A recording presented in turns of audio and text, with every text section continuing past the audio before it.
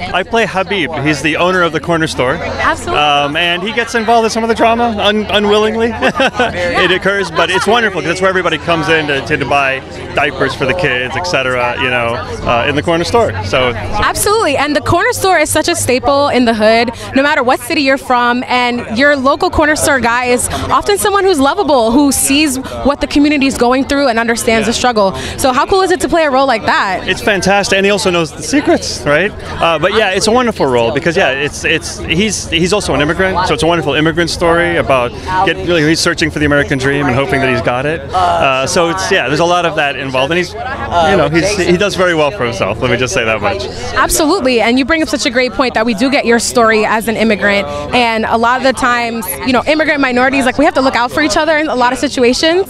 But you bring up a great point that you've witnessed a lot. Your character essentially knows a lot of secrets.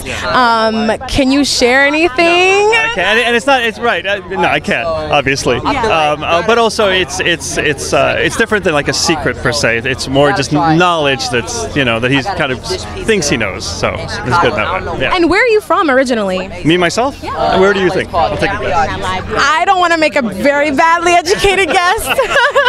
I'm a happily Egyptian. Egyptian, lovely. And you live here in LA?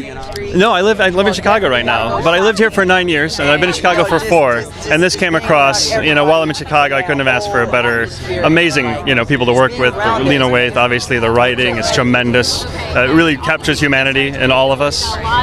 So yeah, out of Chicago, and here I am back in LA just for this, and I'll go back to Chicago afterwards. That's so dope. What are some of the things that you hope viewers get from watching this series, and some of the sentiments that you want us to walk away with? Well, I want people to see themselves in all these families. These are families. They're people who go through the trauma that a lot of us go through, tragedies that occur around the world, and then they're able to not only speak of it, but by living it for us, we can maybe see something else. So that, as the writers have mentioned previously, is like when you see the show and you hear the news, you can put the two together. Like that person had a family. It's not just a statistic. Like a lot of the news, especially in Chicago now, it's still about statistics. But it's like these are people. So we see our own humanity and maybe open up to each other a little bit more and more understanding, regardless for ethnicity or our color or our race or our gender, all of that, or orientation, all of that. So yeah. So great chatting with you. Hope you enjoyed the premiere. It's a pleasure. Absolutely, it's a pleasure. That's good. I